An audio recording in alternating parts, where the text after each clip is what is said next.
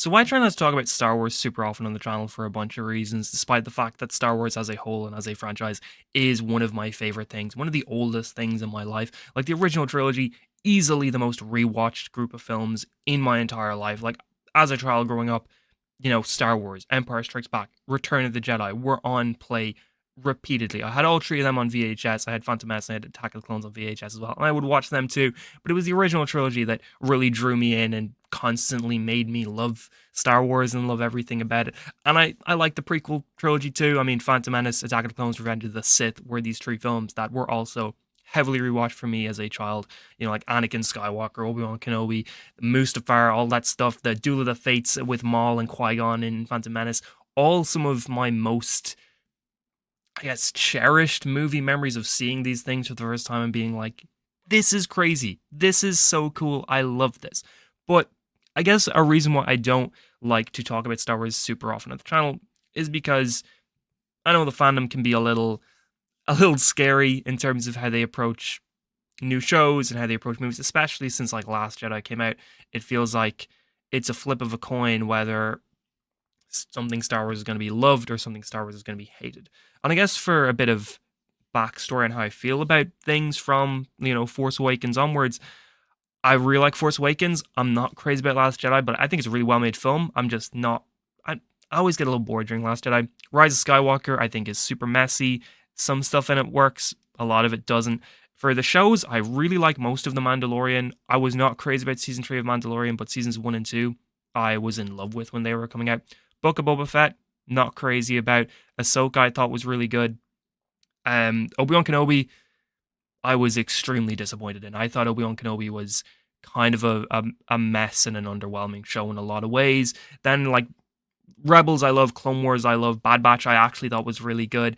The Acolyte, I was less into.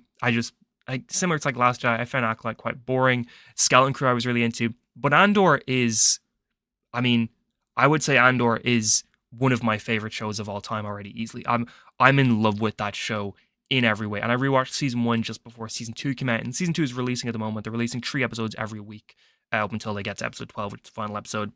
So we got like 2 more weeks of episode drops, which is really fun. But one of the first videos I made in this channel was the announcement of the Cassian Andor show and me being like, this is so cool because Rogue One is a film I love. I thought Rogue One was the best Star Wars film outside of the original trilogy, easily. And Andor, to me, I think, is quickly approaching that territory of being the best thing Star Wars has ever made, even beating out the original trilogy. Like, besides the fact that, it's mature, it's adult, there's a lot of discussions about this sort of stuff. Last week's group of episodes did some stuff that I'm not going to really touch on because it's a touchy subject, but a lot of parts of the fandom were like, no, this is something that does not suit Star Wars. This is something that does not fit in Star Wars. This is too serious. This is too real. What the hell is going on with this? But, I think that it just fits in the world of Andor. And Andor is clearly taking place in this period where stuff like what happened last week with Bix's character is probably going on all across the galaxy. Just because we're not seeing it doesn't mean it's not happening and doesn't mean it's not there. It just means that so far the stories we've been seeing in the Star Wars universe are taking place with characters where things like this isn't happening. You can make the argument that, Leia in Return of the Jedi and some of the stuff from the Clone Wars kind of also plays into this area. But it's like, a lot of people like to live in that little oblivious world of, I'm not seeing it exactly happen like this, so it's not happening, even though it is. But I think that that's what I love about Andor, is it's really challenging what you think about the Star Wars universe, what you think about oppression and rebellion. And it's showing the dark sides of the rebellion, which, dark side, get it? But no, like, it's showing the darker areas of the rebellion. It's showing the more realistic stuff from the rebellion. And the original Empire in the original trilogy was based on a bunch of things. It was like an amalgamation of Nazi Germany. It was an amalgamation of, America's approach to the Vietnam War. And today you can make a lot of parallels between the Empire in Andor and today's depiction of the United States of America, as well as things like Israel and Gaza. The recent episode, or the recent group of episodes set on Gorman, was really focused on the planet of Gorman and the oppression there. And there's a lot of things that are like you can draw parallels to. I mean, the city of the planet of Gorman, or the city of Gorman that we see, the city of Palo, I think is the name of the capital city on Gorman, that it's very much based off of of aesthetically at least, some cities in Italy. And the language that we're seeing the Gormans use feels very French in a lot of ways. So there's a lot of parallels you can draw between like the Alps parts of France, Spain, and Germany and a lot of these other countries, and you can kind of draw parallels between like World War II era France with the resistance and the Maquis, and you can draw parallels between like the Polish resistance in World War II, and you can see where a lot of real life and history is playing into the story they're telling in Andor, which I think makes Andor in a lot of ways the most Star Wars like since the original trilogy, because George Lucas was a huge history buff and he took a lot of history and used that in the original trilogy, drew parallels to a lot of things. It's similar with Andor, where it's very much drawing from history. You can tell Tony Gilroy and a lot of the people working on the show are really digging into what's happening today, what's happened in the past, and how this all plays into the rebellion inside of the Star Wars universe and the Imperial Empire inside of the Star Wars universe. And I'm not to say that other stuff in the Star Wars universe since the original trilogy has not drawn from history as well, but it feels like the prequel trilogy and The Mandalorian and Skeleton Crew and The Acolyte and a lot of these other stuff has not really had that same sort of take something from real life and dial it up for the Star Wars universe, which is what the original trilogy did, and it's what Andor is doing. But I think the writing in Andor is just far and away better than almost anything else we've seen in the Star Wars universe easily. The dialogue is fantastic. A lot of the early reviews for season 2 said that like Andor season 2 does not always give you what you think you want, but it gives you what you need. You'll feel sometimes maybe a little unsatisfied with how they're dealing with characters, or how people and plot lines are just falling in and out of the show and stuff like that, and how a lot of the big stuff might technically be happening off screen. I mean, I think that this is a problem with the fact that, one, the show was originally supposed to be 5 seasons, with each season was covering 1 year. So season 1 was set over the course of 1 year, covered 5 BBY. Then the first 3 episodes of season 2 are 4 BBY. The next 3 episodes are 3 BBY. Next week it'll be 2 BBY. After that'll be 1 BBY, before the Battle of Yavin, all leading up to ABY, which is after the Battle of Yavin. In the Star Wars universe, that's the timeline. I know it's like similar to AD and BC and stuff like that. But this is just a problem with that. I feel like is the more of the unsatisfying elements where we're hearing a lot of stuff that's happening off screen. Like we take a year time jump between episodes 3 and 4. We go in episode 4 and straight away we're hearing about all this stuff that happened off screen. We're hearing about like how Cassian and Bix just got back from this assignment where Cassian killed a guy. It sounds like the more interesting things might be happening off screen, but I don't think that's the case. I think if we had the original 5-season plan, we probably would have seen a lot of these events on screen. But now that we're being shortened down to a really, really, really limited amount of time, Tony Gilroy is giving us what he thinks are the most important things to show. There's no mistakes. It's not like we're not seeing things for just no reason. We're not seeing things because Tony Gilroy believes that that's not important. Seeing Cassian and Bix go off on an assignment where Cassian kills a guy isn't important to the story he's telling at the moment. The stuff we're seeing on screen is important, and it's heavily building this world. It's also showing an immense amount of restraint on his end and on the writer's end. I feel like where it will be so easy for them to have had episode 4 be this mission Cassian and Bix are on, where Cassian kills a gun. It's all intense and serious and action-based and action-focused and all that sort of stuff. Instead, what we're greeting to it is an episode almost entirely set in Gorman. We have Cyril infiltrating the Gorman front. We're seeing a lot of these partisans and these freedom fighters. We're just getting glimpses into the lives of what is going on with people inside of the Empire and inside of the wider Star Wars universe at this point in time. It's showing that Tony is far more focused on giving us the well-written characters, the well-written dialogue, and the world building rather than giving us the action-focused moments. And I know that's rubbing people a lot of in a lot of bad ways. There has been 101 discussions about how Andor is extremely slow. It's a slow burn show. It's not giving people what they think they want. But I mean, there are so many other Star Wars projects you can go to if you want to see action. Almost every other Star Wars project is focused on the action and prioritizes the action over the characters.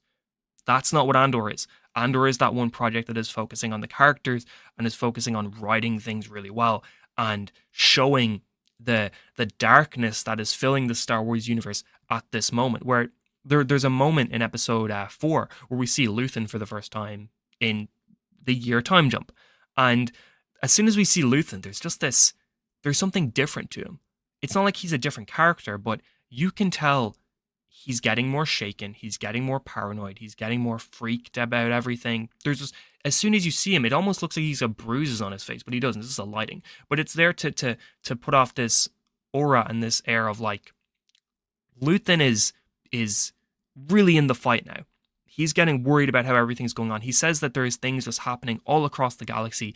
Things are happening nonstop. Just a lot of stuff like that. And I think that that's what Andor is focused on. It's focused on how this is just happening everywhere to everyone at once. And while in Star Wars 1977 and Rogue One, we see sort of the beginning of the real rebellion, of the real war against the Empire, there were 19 years before that of just bad shit happening to good people all over the galaxy. And we're seeing snippets of that. But it's not even that we're just, seeing the events. We're seeing the effects that this takes on the people and the directions that people are willing to go in, and the way people are willing to deal with this, and the mental damage that this is taking. Like we see with Bix, where she's taking death sticks now, she's taking drugs, she's taking stuff like that, because the Empire has fucked her up. She is being ruined mentally as a person. And it's so interesting and fascinating to watch. And I mean, not to say I haven't been interested in Star Wars for a while, because the original trilogy,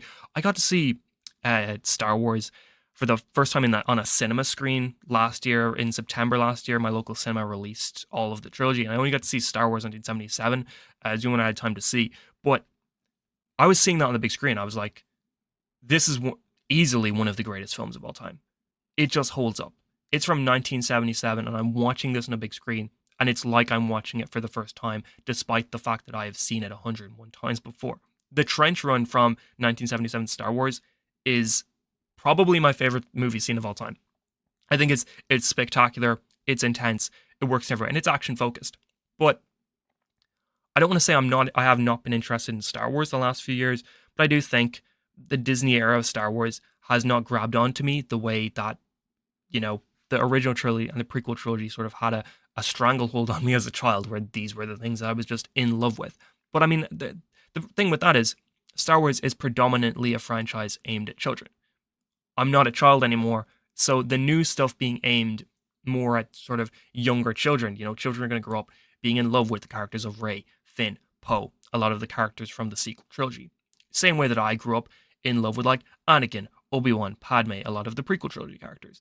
And that's fine. It just means there's a new generation. I mean, that was the whole point with Force Awakens, with the marketing, was where they were like, there's always has to be a new generation of Star Wars for a new generation of fans. And that's fine. But I also want to say that, it's not been working for me, because I'm not sort of in that demographic anymore. I've not been loving it the way I did the old stuff. Andor is the first thing, as well as Rogue One, and I guess early Mandalorian, to come out of the Disney era of Star Wars, where I'm like, this is making me fall in love with Star Wars again. The world building is making me like go back and start reading some of the Star Wars books again. There's a new Reign of the Empire books. So I'm like, I might go read these because they're about Mon Mothma, Saw Gerrera, Bail Organa, a lot of the characters from Andor. Catalyst, the prequel book to Rogue One, I got that when Rogue One came out, and I read it and I loved it. I'm like, I might go back and read Catalyst. I've got loads of Star Wars books I've never read. I might go back and read them, even though they might be legends. It's just, Andor is making me fall in love with this franchise again, and it's really exciting. It makes me like, if we were a month ago before Andor season 2 started, when we're seeing the stuff for like Mandalorian and Grogu, or we're seeing stuff for Starfighter, the upcoming Star Wars films, I'd been like, I'll see them, but I'm not exactly excited. But then after watching half of Andor season 2, I'm like, I can't wait for more Star Wars films. Yeah, they're going to be completely different Andor, but I cannot wait to see them. And it's really exciting to be brought back into this world in a way that I haven't felt for a while. And I'm just loving Andor. I think, maybe calling it something like Rebellion or Empire in season 2 would be better than calling it Andor, because so far it does feel like Cassian Andor isn't really the focus of the show.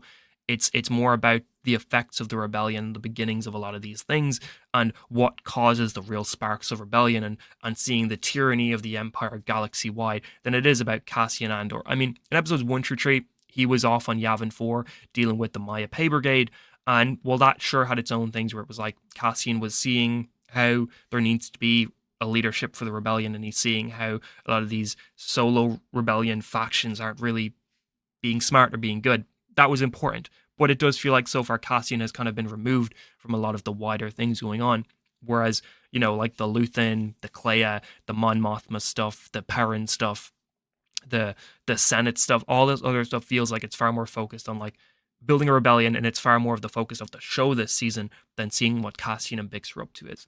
Although that said, the final scene of episode 6 with Cassian and Bix going after Dr. Korst was fantastic. But I mean, Andor, yeah, I'm in love with it. I can't wait to see how the season plays out. A lot of the reviews were calling it the best Star Wars TV season of all time, so I can't imagine the final 6 episodes are going to be any worse than the first 6, than how amazing the first 6 are. So I can't wait to see what they do. But I am interested to hear what people think about Andor and think about it as a show. I've had 101 discussions with friends about it. One of my RL friends is super into it, loving it, huge Star Wars fan. Another one is also super into it, loving it, who's a Star Wars fan. But then I've got, some friends like Darren over on the Pipeline podcast. He's not as big a fan into it. A lot of the circles he is in, who are big Star Wars fans, aren't really loving Andor and think it's super slow, think it's, not super interesting. So while critically Andor might be a beloved show, it is clear that amongst a lot of the fans, it's a very divisive show, and it's not exactly what a lot of people want to see in a Star Wars project. Me personally, I think something like this has had to come eventually for Star Wars. I think there is no harm in having that adult show that, maybe you don't show children who are watching the Star Wars films for the first time, but when they grow up, there's this adult Star Wars show for them that they can check out and, get wider information on what's going on in the universe at the time, which I think is really cool and kind of needed. But Andor, I'm loving it. I think when all said and done, it's going to be one of my favorite TV shows of all time. I think it's been absolutely perfect so far. Can't wait to see how it plays out. But how's everybody else feeling about Andor? Season 2, Season 1, all that sort of stuff. Is it a show you're liking? Is it a show you're not liking? Did you drop it? Are you waiting for all the episodes of Season 2 to come out before finishing it? Let me know all this sort of stuff. And remember to subscribe if you're not already. And a like and a share is always a huge help. Thank you so much for watching, and have an amazing day.